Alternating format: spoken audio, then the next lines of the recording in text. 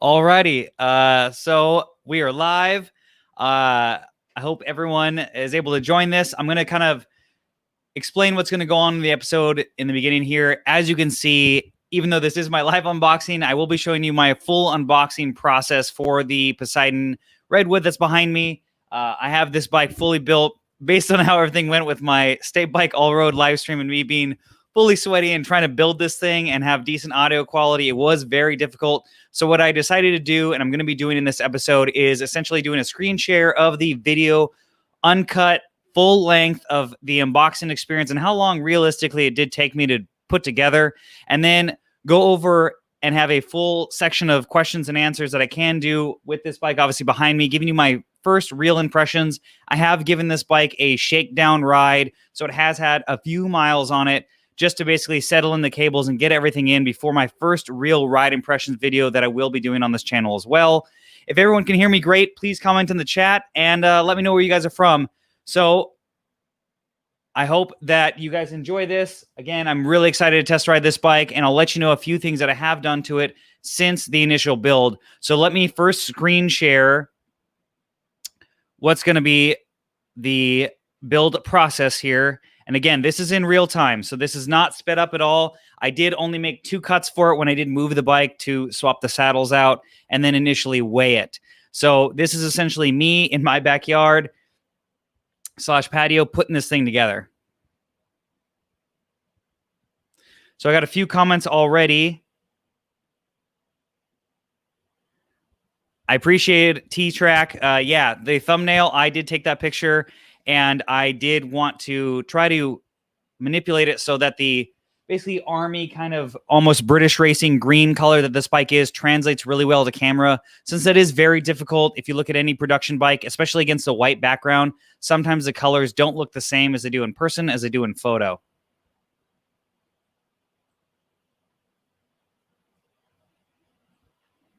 Awesome. Yeah, I definitely am excited to ride this more and get used to, this style of bike more so. Granted, I am on my Cobalt Warhawk, which has similar size tires, but these are even bigger. And the max tire clearance on this bike being a 2.5 is way more meat than I've ever ridden on a gravel bike or any bike, really. Even the full suspension 29er I've tried one time before, which was a Giant Anthem, didn't have that big a tire. How's it going, Chris? Thanks for joining the live stream. So again, basically, I got this bike, and I'm really initially impressed with the boxing and shipping materials that you're going to see when I put this thing finally on the stand. They basically ship this thing fully in, well, you're going to see, yeah, the styrofoam noodles there, and it's all zip tied together. I really do prefer this over what a lot of companies tend to do, which is the thin kind of packing foam sheets with maybe a cardboard overlay. This definitely, I think, works better, and you essentially have a bunch of packing material if you are going to ever ship this bike. You're going to see me actually moving the camera. Again, this is in real time.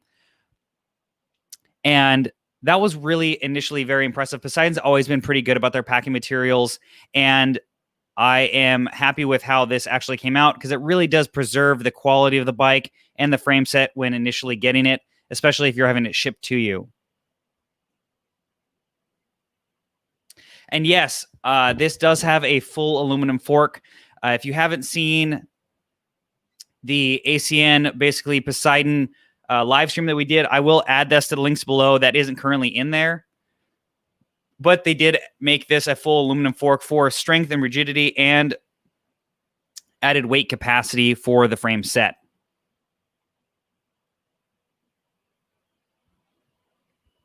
Awesome.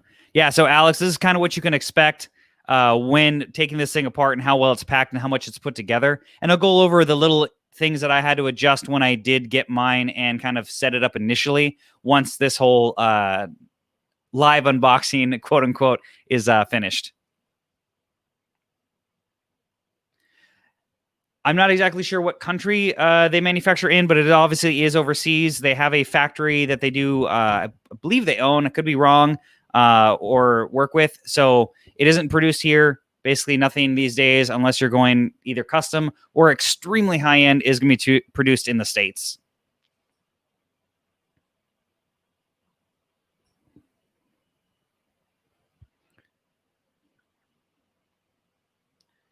So no, your tires are not going to be inflated. There may be some residual air in the tubes, but no bike should ship fully inflated because essentially, if depending on how they're shipped to you or shipped overseas, that could be a problem with air pressure. So yeah, I would never expect any of my tires to be inflated. The tubes were in there, and I did inflate them without honestly double checking to see if there was a possibility of any pinch flats with the tube and the tire combination to see if they were really close to the rim bed. But these plumped up initially really easily for my initial test ride. But I'll get into what I actually did that you may or may not have seen on Spindat's channel. I did convert these to tubeless for my initial ride after the initial build, and I'll go over kind of what I did for that later in this live stream. So as you can see here, basically all I used was some cable cutters. They are Pedros, if anybody wants to know, to essentially just kind of strip down all of the packing material that was on the bike. Again, very high quality, had no issues with scratches or anything on this bike once I got it. Because again, it is a super thick foam padding that they do zip tie around there. So it is very secure and very unlikely that I could expect any of this to come loose. And it is packed like normal bikes. So the tire is going to be mounted on the side. You're going to have to cut off. And the bike essentially is about 80 to 85% assembled. Realistically, all you're going to have to do is adjust the stem and install the handlebars like you can see me doing here. And then installing the front wheel and doing some minor adjustments. Now, for anybody who has never put together a bike or anything or is still new-ish to doing this, definitely would recommend going to a full bike shop to have it professionally looked over at the least, or have it fully assembled there. They do have their warranty clause, which you will want to read in full to what they recommend doing. I have done this a lot, and I know Poseidon personally, and if I had any kind of issues or questions about how to adjust or anything on this bike specifically, I definitely would take it to a local shop because I am not the best mechanic out there. I'm mediocre at best, but I did feel confident putting this bike together myself. Let's see here.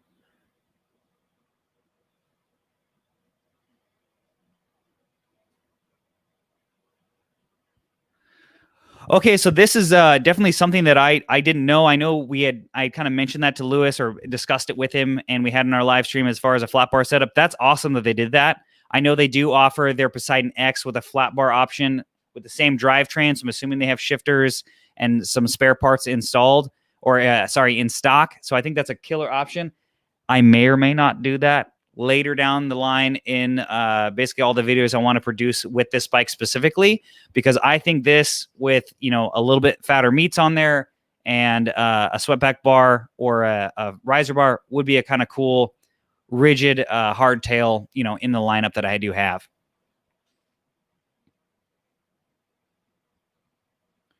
So this question is definitely something that I have. Literally, I wrote it before this live stream on a list of videos that I do want to produce for this channel. And once I get more acquainted with this, I definitely want to produce a Poseidon X or Poseidon Redwood video, a pros and cons essentially to both.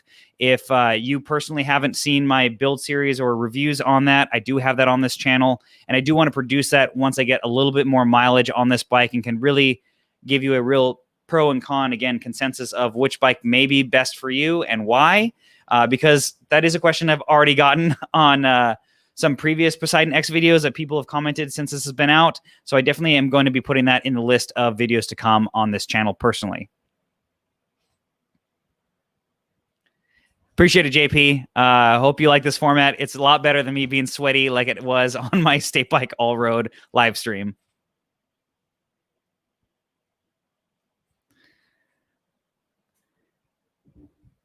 So this is definitely something that, I'm going to, again, put more miles on it to give you my full consensus on. Honestly, the initial shakedown ride, this aluminum fork, I initially thought, it was going to ride a little bit harsher than it did. But because this thing clears so much tire, honestly, I didn't notice the difference. Minus the overall weight on the climbs, maybe a little bit. And again, minor shakedown ride. So I wouldn't knock it completely because of the aluminum fork. It is definitely something that with the ample volume of tire you can get under there, again, at 2.5 max tire clearance, I wouldn't fully write this off. I completely agree that there are other bikes, with similar clearance with a steel frame and carbon fork, but it isn't an end all be all. It really depends on model to model. I don't know that Marin offhand specifically on what kind of bike it is compared to this, but again, it is something that for their price point and the rigidity they wanted and the weight capacity for the front, I understand it. I personally wish it was carbon as well for a lighter weight overall package, but I kind of get their ethos once we did our live stream with them personally.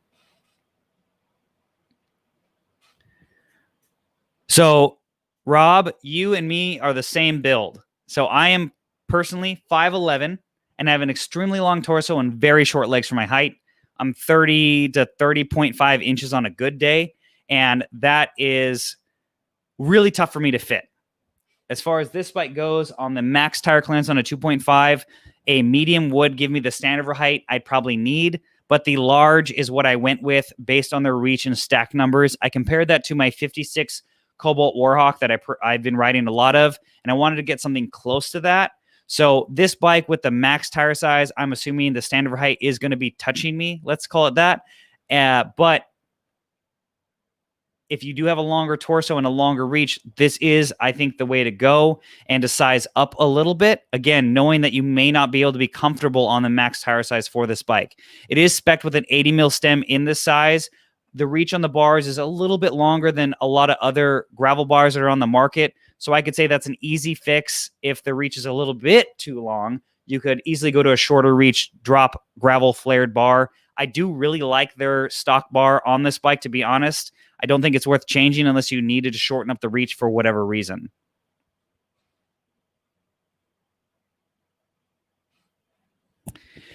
So that's going to be tough, T-Track. At 5'8", I think you're going to need a medium. I think for the large, I think you're going to have to, be kind of weirdly proportioned like I am, and be at least 5'10", just because of the overall length. For you, I would definitely possibly recommend, once you initially try the bike out, maybe going one size or maybe two size longer on the stem. I think that'd be fine. I tell everybody that once they get a brand new bike, expect that the stem is not going to stay, because it is, as a bike fitter, is the most likely part of your bike to change, minus the seat, because that is something that is going to be dependent on your torso length. But I think a medium would be safe at your height, because you are a few inches shorter than I am. I think you'd be a little bit below the cutoff, because I believe their cutoff for the large is 5'10" or 5'11". So I definitely would recommend the medium. JP, I'm not sure exactly what this is for. I'm assuming it's strength. In my full impressions video, because I don't know how much to be able to manipulate this bike. I'll try to move it around later in this episode. This, I'm assuming, is just to strengthen this kind of wishbone section here, because of the abuse, and, or like Eric said, and I might try to do myself, the world's smallest frame bag. This is, I'm assuming, is just for added strength.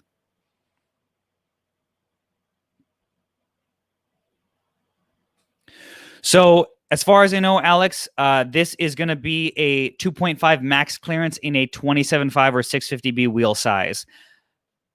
This is a little thing that it may or may not be a little secret for a future video that I did, but I did loosely throw a 50C WTB Venture in a 700C with tons of clearance. So I realistically want to see what I can fit in here in a 29er size tire width, just to see what the bike handles like.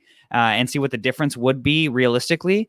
Now, I know that tire on that rim combo that I did try it on isn't a full 50C, but there's a ton of clearance at the basically top of the tire and the side. I think I could go bigger than that.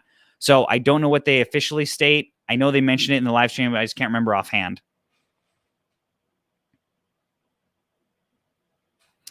So JP, again, I've only done this on a shakedown ride, which is essentially pretty much flat. It's definitely, I think, between this and the X, which I'll get into my full review, so I don't want to really speak to this too much. It seems a slightly bit more relaxed, but it still has a quick turn in compared to some other bikes that I've ridden. What's up, Russ? I planned this accordingly because I knew you were doing your GT Swiss live stream, so I'm glad this timed out that you were able to wrap up with them, and I did get to watch a little bit of that, so thanks for doing that, and I hope everyone enjoys this one. Thanks, JP.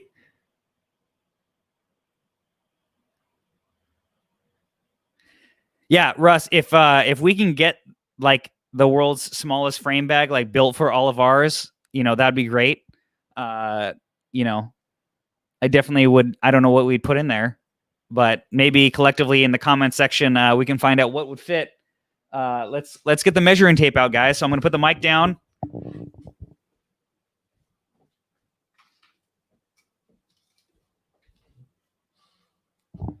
Again, this is a size large, so we're looking at about a 30 millimeter triangle, roughly. Granted, it does have rounded edges on there, so maybe 31. But please comment in the chat what you think would fit in there besides, I don't know, Tylenol, Band-Aids for a bikepacking ride. Not much else. Maybe a few Nun tablets.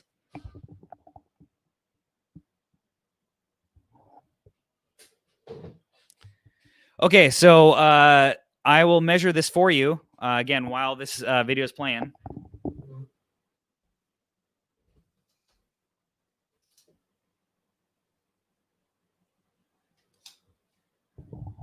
So we're looking at about 70 millimeters from the top of their stock headset bearing cap.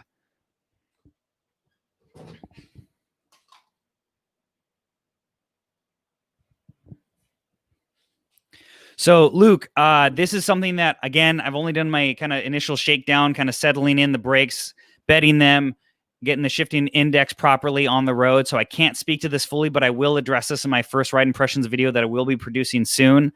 But on the initial part, these Kendas are surprisingly quiet on the road. And I think I had them about 40 or so PSI for the road section because I have a few miles. I think it's about 2 before I can get to some dirt. And it wasn't bad. But again, it was just pretty much a straight shot. Wasn't doing any twisties or anything like that.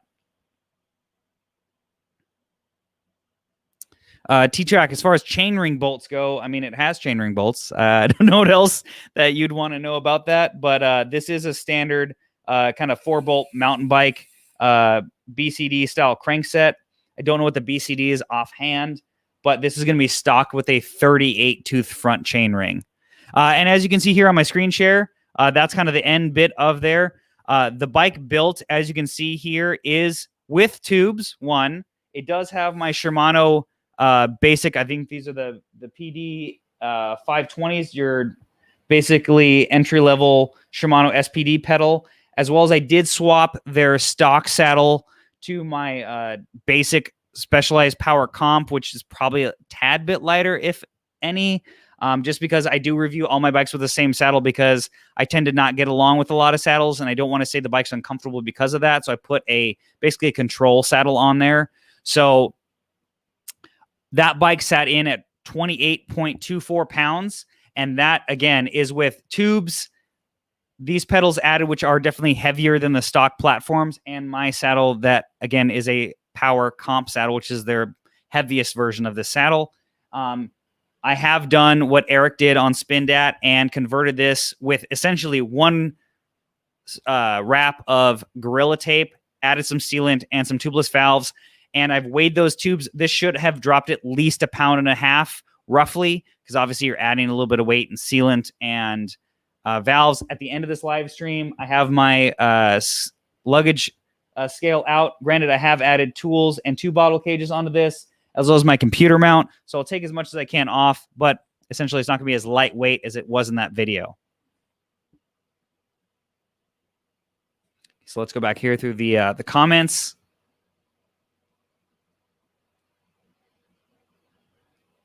And I appreciate everybody who's in the chat. Hello to all 60 of you. Let's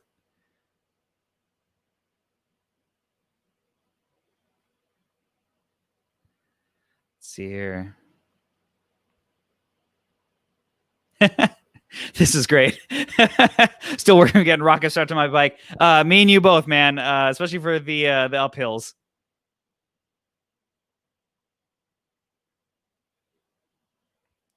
Oh man.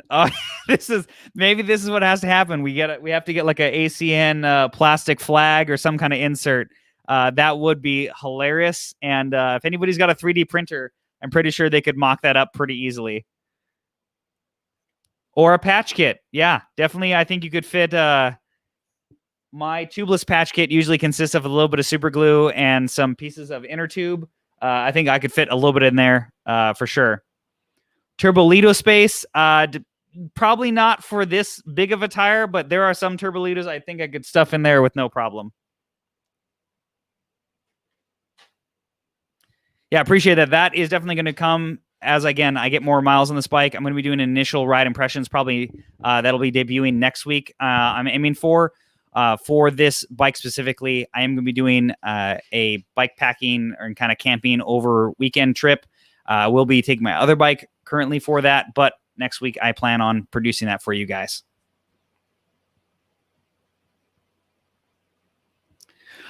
John, I think this is a very interesting concept. I think that this is definitely the platform that is going to, just in general, depending on what brand or model you're getting into, I think there's going to be a rise of gravel.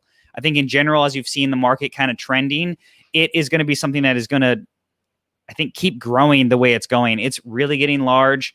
I've been producing a video series on how to make your gravel bike like a road bike.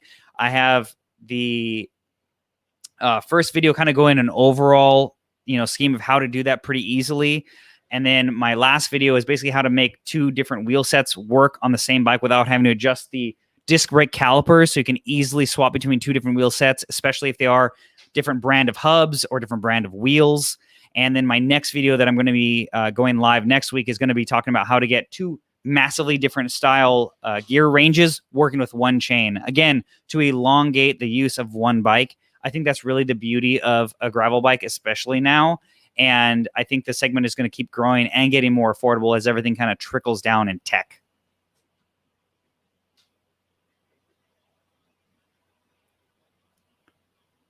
Oh, chainring bolts in a little bag. Yeah, you could. If you needed a spare one, I mean, maybe one. I don't think I've ever lost a chainring bolt on a ride, but, there's always a first time for everything.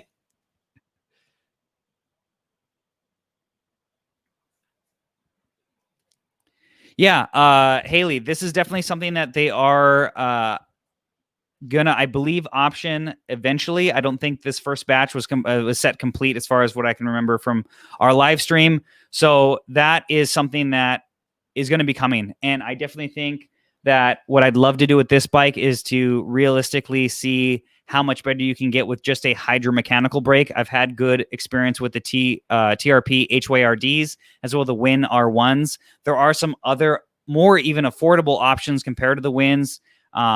And as Russ has mentioned on his channel, I'm going to butcher the name, but the Yokozumas, I think is how you say it. I think it is a valid option to keep you in budget. But again, obviously any bike with hydraulics would be better, especially for extended long descents is really where you are going to feel the difference or are loaded up with a lot of bike packing bags. Let's see who else we got in here. So this, Russ specifically, is something I want to do a video on as well. It is very different as far as feel. Not to divulge the whole video, but just on initial impressions, this shifts more like SRAM, and Sensa shifts more like Shimano. So this is more precision Gatling gun style to where it shifts hard and fast. And if you don't nail that shift point 100%, it may make a loud thunk or be a little, clunky. But when you nail it, it's like it didn't even happen. The Sensa group set shifts from what I remember my last Shimano group set that I've ridden, where it's a little smoother. It's a little bit more forgiving, but it doesn't feel as kind of fast as responsive as that. As well as this does have a clutch on and off button, where the Sensa group, at least from what I could tell when I had the bike, didn't have any adjustment on or off or basically clutch stiffness to it. So yeah, that's, again, JP and everyone watching this. My final weight for this, again, with no cages, no Garmin mount or anything, just my Shimano SPD 520 pedals, my power comp saddle, which is, again, is not the stock saddle on this bike, was 2824 with tubes. So you know what? Let's just see what those tubes weigh. I have them right here.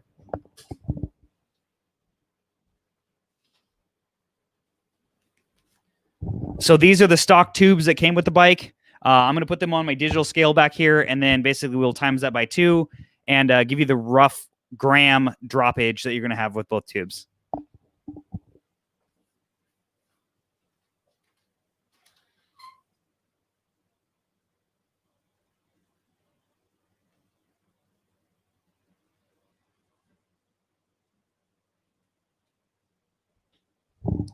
So that tube is weighing in at 250 grams. So that's going to be 500 grams overall. 424 grams, I believe, is the exact measurement for a pound. So this is going to put you about a pound and a quarter lighter. So that would put you right at 27 flat, again, with my Shimano SPD pedals and my power saddle.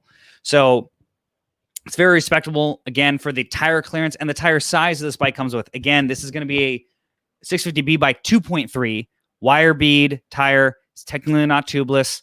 I have converted the same way Eric did, again, with this single strip of Gorilla Tape, and have had no issues. I rode this, again, to do the shakedown last night, and still have air pressure in there. Didn't fall, didn't leak down overnight. And this was sitting on the floor, wasn't suspended at all. So it did have its full weight on the tires as well.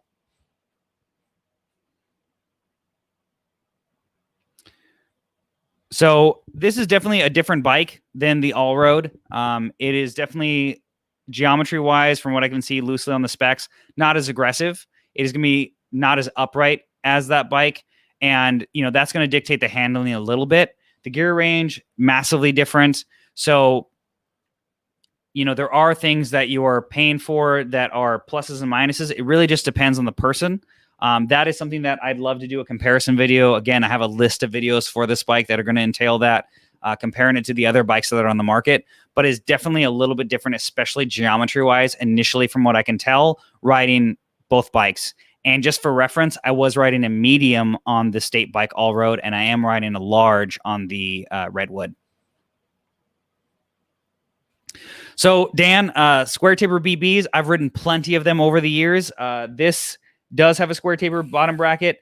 The Poseidon X, the initial unit that I have had, which was the Claris unit, I don't know if they've switched to the same crankset. I believe they have for the new X. You know what? Again, initial few miles that I've put on it feels fine. The crankset itself feels pretty beefy. I would always love a external bottom bracket style crankset because that's going to put the bearings outboard, meaning that they're bigger. It should be stiffer in theory, even with the same crank arms. But again, you're looking at the price point for this bike, and that would be something that, yeah, if you were to upgrade, probably would save some weight and add a little bit of stiffness if that's something you're looking for.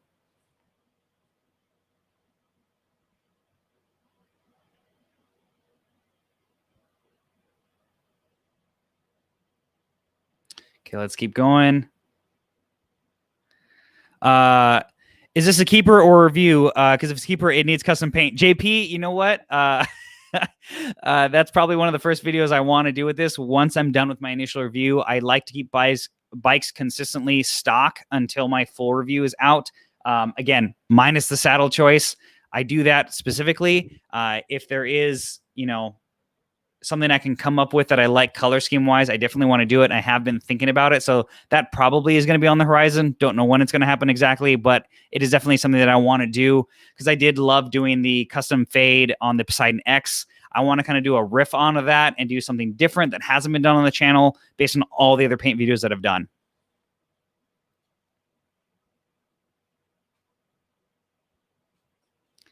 Hey, yeah, shoot me a DM on Instagram. I will totally get you those dimensions and see if I can get you a photo because that would be awesome if we could all make a 3D printed little, apparently chain ring bolt holder with the ACN logo on the outside. That'd be awesome. So, Alex, as far as rims come, there is no branding on these rims specifically. I could pull up the Poseidon website. Let me do that for you real quick. To see if they actually mentioned this. That was something I don't remember seeing specifically if they called it out. So wheels are what they're calling a Poseidon alloy tubeless compatible 27.5 wheel. So as far as internal rim width, it measured out to roughly about a 30 mil internal for me, which is awesome for this big of a tire. And I have, again, no problem setting this up tubeless. These tires are not tubeless compatible, but I've ridden them tubeless and set them up with tubeless sealant, and they seem to be holding. Again, don't condone this. If you're gonna be doing this yourself, do this at your own risk. They are not responsible for this because technically you should change this out to a tubeless ready tire if you're gonna go tubeless. But so far, so good.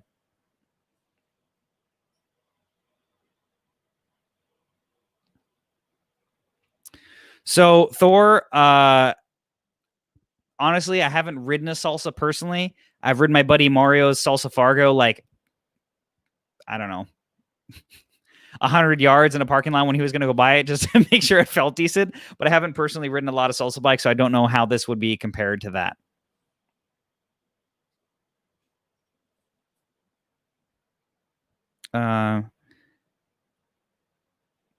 So Michael, great name, by the way. So the seat post on this bike is going to be fatter than your 27.2. Let me see if they list what it is exactly.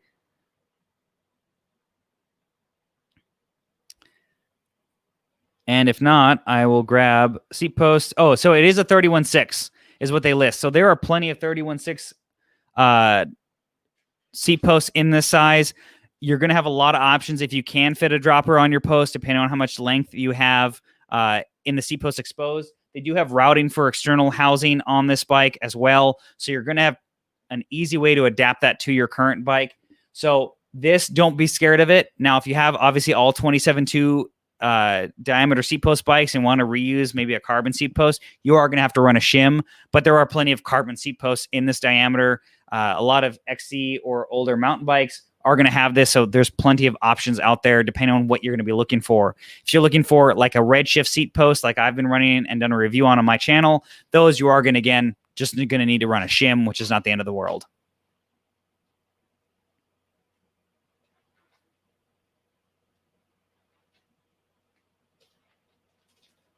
So this is interesting.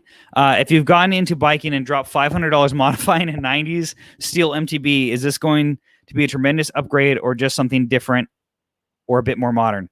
This is a great question. So I may go on this for a little bit. So as far as 90s frame set, most likely, and I'm assuming based on this comment, 26-inch wheel size, depending on your setup, most likely it's going to be canty. So you're going to be stuck with that 26-inch size. As far as doing this bike, you are going to have a few different pros, but there are some cons. So let's go over the pros first. First, as far as tire size options, way more tire size options and having tubeless compatibility out of the box without having to do anything to it. Minus, obviously, yes, you can change the tires out, but like I said, I've had decent experience so far with this converting over with just Gorilla Tape and tubeless valves. Two, because it is a 10-speed drivetrain, you are going to have more options as far as, cassette ranges and things like that, and part replacement. I don't know what you've customized your 90s MTB with. So depending on what group set you went with, you could have gone with this exact same group set, so that couldn't have mattered. But going 10 speed on a 90s bike may or may not have a freewheel issue, as well as future proofing or buying parts cheap later. All this bike is a 12 millimeter through axle bike front and rear, which is an older mountain bike spec. So if you wanted to pick up an extra set of 650 wheels off a non-boost mountain bike, those can come by really cheap. If you wanted to have, let's say, two different tubeless compatible and set up tire diameters or tire styles, as well as you can pick up, again, a lot of easy, cheap aftermarket through axle 700C wheels for this bike. With it being quick release, those are definitely cheap to pick up, but they're more few and far between, and your axle spacing is going to be a lot more limited. But pros for the steel frame are ride quality for steel is going to be tremendous, depending on how much you put into it. Yes, at $500, let's say total, you're going to be less into it than you are into this bike. So it really depends on feel and also fit. The geometry that they used to use in the 90s compared to now is a lot different. This is a lot more progressive than that bike would be. Bikes in the olden days used to be a lot more square, so they are sometimes harder to fit or get, really comfortable for somebody. So it definitely depends on the person. But I do love how steel rides, so I definitely see the pro to that. And there are still some current companies that are making great tires in the 26-inch size, so I don't think it's dead completely, but there is going to be a lot of modification and adapting to get you kind of close to some of the features this bike has, specifically, as well as mounting options. As far as the bottle mounts, this has the down tube mounts to add a third bottle. It does not have the top tube mounts. So again, that's gonna be a thing. And obviously disc brakes compared to, I'm assuming, Canty brakes. There's gonna be an advantage as far as stopping power and modulation with that as well.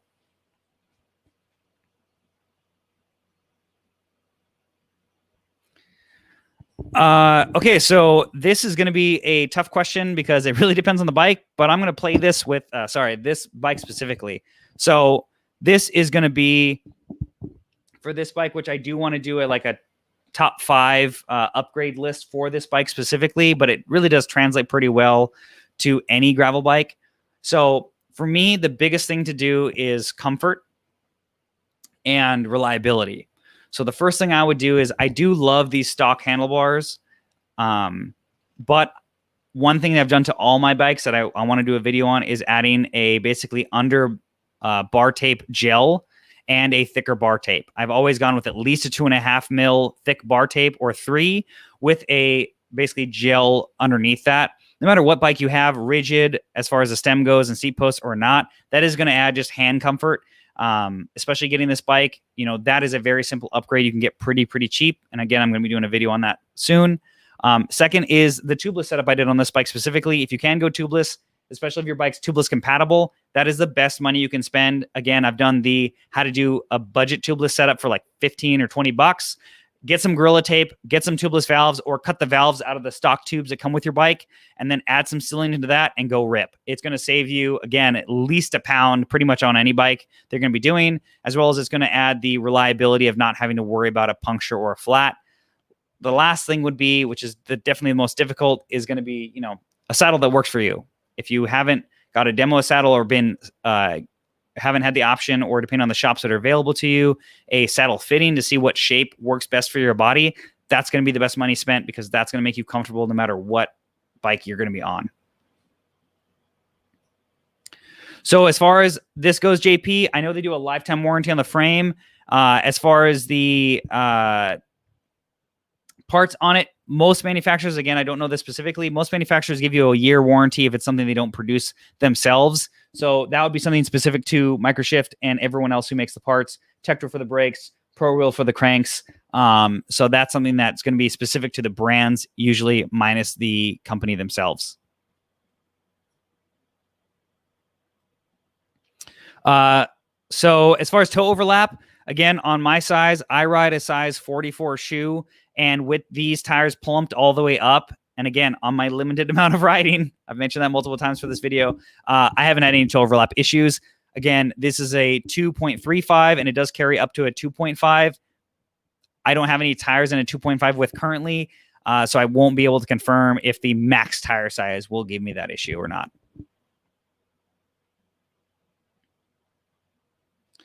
So this is something that,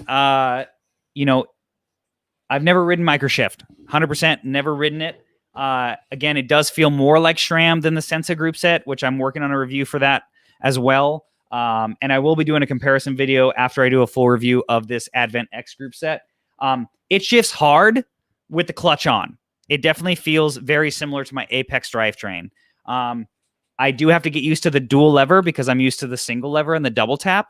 So essentially, if anybody doesn't know, your big lever here, once you click it, that's going to be a shift into your easier gear. And then your little paddle here is a shift into your harder gear. Initially in the drops, for me, because I do have smaller hands, this button is a little bit harder to get to than a SRAM unit, because obviously you're using the same paddle. It isn't impossible to do, but I do have to kind of make a more of an effort to get to that shift paddle to, again, get you into a harder gear.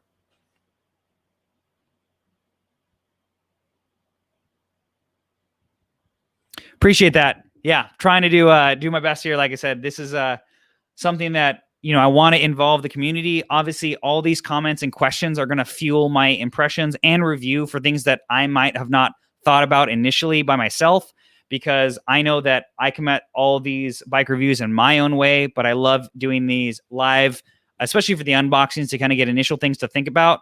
My first ride impressions is essentially just that, my first ride impressions. And then for my full review, I take all these comments and things that we've talked about, as well as the, personal, things that I've thought myself, and try to create a very, well-rounded review at the end of the day.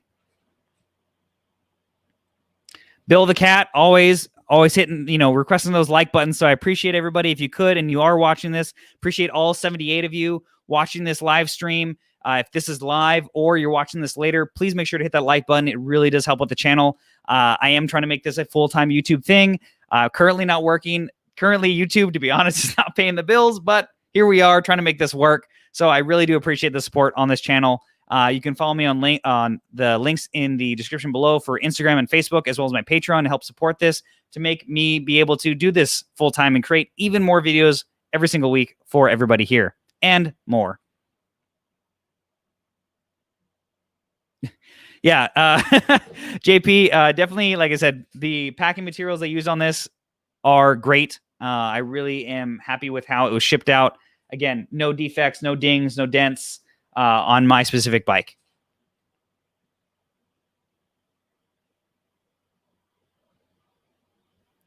So let's see, Ben, what do you think of this do-it-all bike for a new rider? Hoping to recommend this to a friend. So Ben, that's something that, again, I would definitely reference my build, mini series that I've started with the, road bike as a gravel bike as a road bike video. Send that to your friend to kind of show them what I've done. There is definitely a possibility for a do-it-all bike.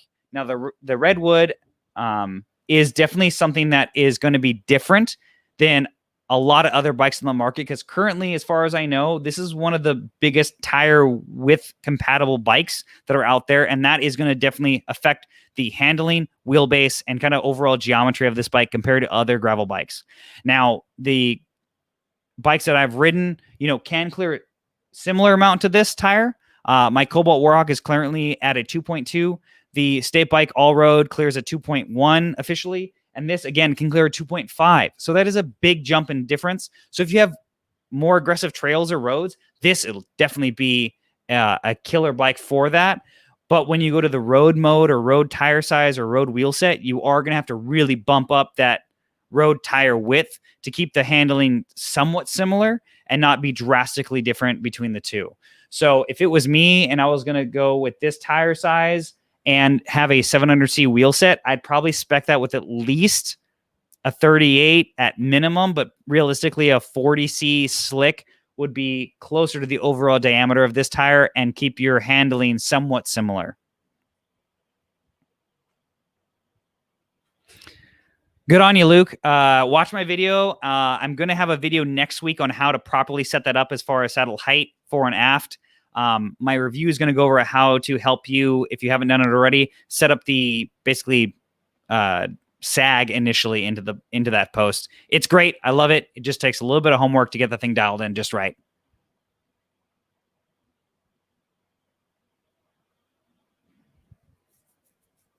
So, John, I totally would do that. I just don't have a small travel XC bike to compare it to. But I think that if I do a flat bar, conversion on this eventually, maybe or sooner than later, who knows? That is something that I definitely want to step up the tire size so to obviously compensate with the front. I'd have to really look at the market to see what's out there that would be possibly a suspension fork option for this bike to not drastically change the entire bike, as well as still clear this tire width. That's something I'm not super familiar with in general and don't know what would be out there. Ideally, I'd love to put like a Lauf mountain bike fork on this. Again, just don't want to drastically change the bike completely with the trail and offset for the fork itself. And obviously still want to be able to clear at least what I can in the rear and the front. So if anybody's watching this later, please comment below with some links. If there is a Lauf fork or any other fork that's out there, I can try to hit the company up, because I'd love to see what this thing would be like as a kind of a pseudo hardtail.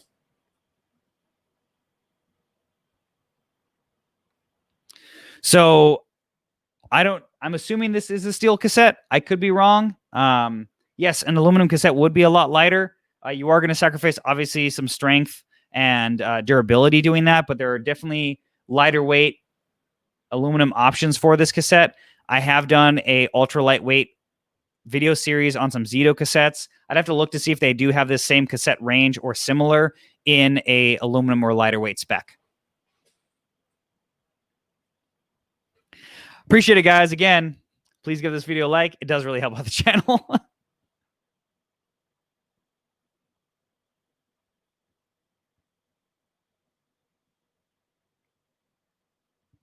So as small as standover height, I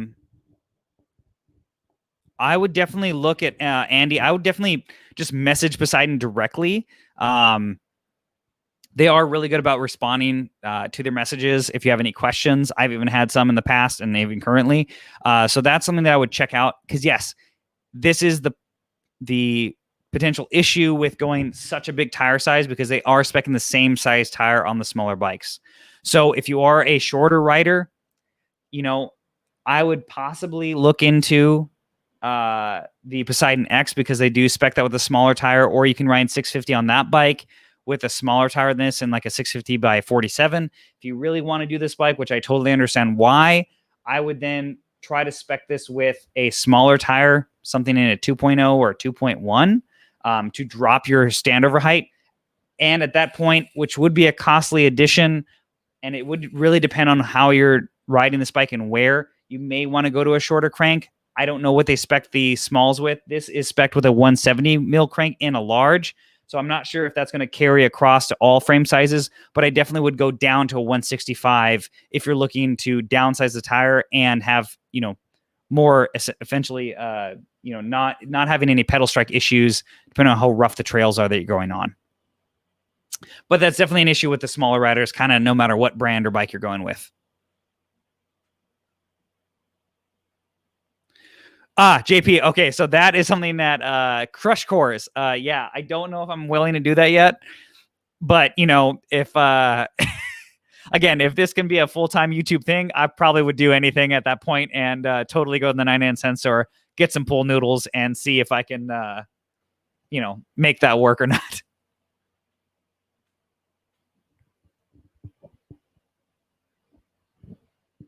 Oh, that's great news. So yeah, I definitely want to see if I can hit up, Microshift and see if I can get a shifter for them if I do want to go flat bar. Again, not sure exactly what I want to do with this bike yet as far as once the review is done, but that definitely is a possibility. And yeah, I'd love to see what the weight comparison would be between the two and if it's really worth it.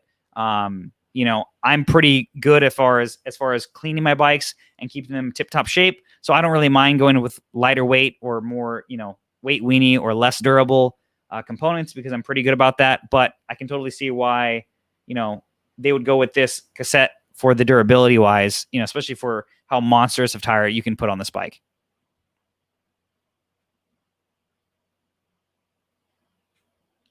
So gravel tires for a road bike. Luke, I've ridden plenty of tires on road.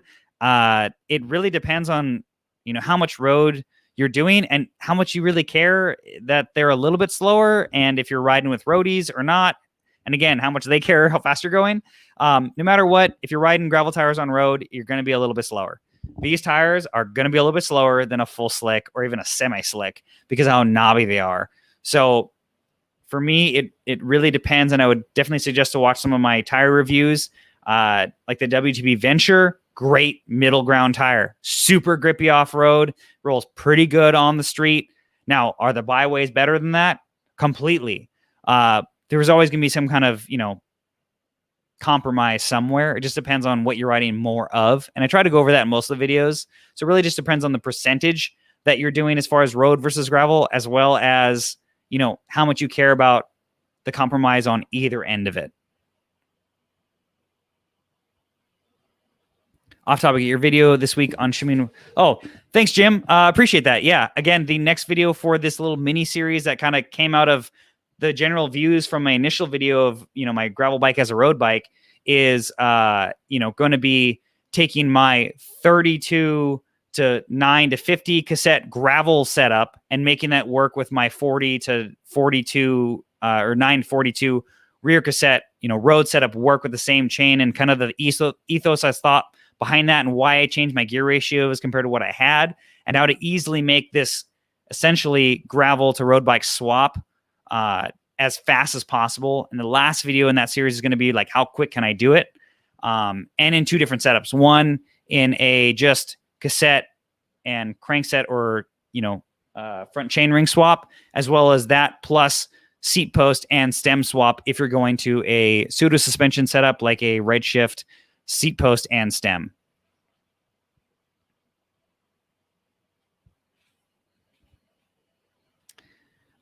So this is definitely something that, if there is an 11 to 50 cassette out there I can get, or a company wants to sponsor a video for to try out on this, I definitely would love to do that to get a little more climbing gear out of it. I think with the amount of B limit, to be honest, that they have left on this thing, I don't know if that's going to be possible without dropping the front chain ring. So that is a compromise. There's probably only, I don't know, 3-ish millimeters of B limit left on this Advent X trailer. Again, with this 38 front ring. So I don't think the 50 would be super possible without dropping this to a 36. I could be wrong. I just don't have a 10-speed 11 to 50 cassette to try that out on. All right, so we have 75 in the chat. If anybody else has any more comments, I'm going to be wrapping this up in probably the next 10 or so minutes. So again, I appreciate everyone who's watching this either live or when it's not live. Please make sure to comment below if you have any questions I didn't get to answer because you watch this later. I do answer, honestly, all of my comments every single day. I'm constantly answering them as soon as I get notifications on my phone. And, I definitely want to make my review that is eventually put out on this bike as thorough as possible to answer every question so everyone can buy this bike in confidence if it's the right bike for you.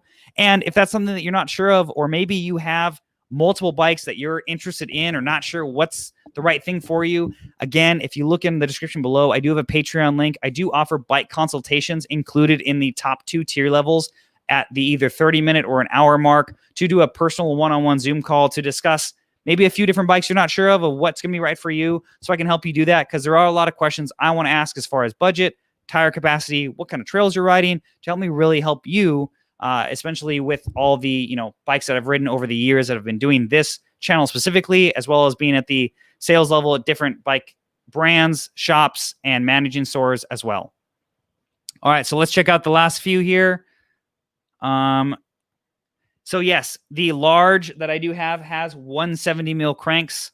It's not uncommon to have that. Obviously, on a road bike, this is probably a 172.5 or maybe a 175. But again, on a gravel bike, you want the bottom bracket clearance. And again, this tire or this frame set does clear more tire than this. So getting the bigger tire is going to give you more increased ground clearance. So running a slightly shorter crank for this is a smart option, in my opinion, because they aren't maxing out the tire size on this bike with the stock tire that comes with it.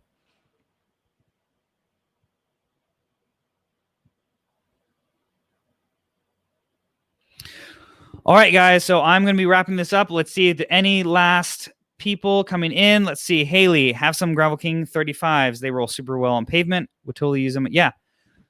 I have a review for those in a size 32. I love those tires. If I was going to rebuy them again for my gravel road bike setup, I'd probably go to a 35 or probably their 38s, to be honest, just to have the same tire height similarity between the 2 wheel sets that I currently run. But again, love those tires. I have ridden on some Hero gravel, been totally fine. Once it gets a little more loose and sandy, they don't work as great. But again, a great tire overall. And I do have a full review of that for anybody who hasn't seen it or hasn't ridden those tires or is considering them. But they are very light, especially for the size. You're welcome, Rob. All right, I'm going to be wrapping this up. Thank you, everybody, for watching. Please make sure to like this video, subscribe to the channel if you haven't already. You can follow me on Facebook and Instagram in the links in the description below, as well as if you want to support this channel to help me do even more videos every single week to bring you more cycling content. I do have a Patreon with, again, different perks at different tier levels as a thank you for supporting the channel. And thanks for watching another live stream from Locked In.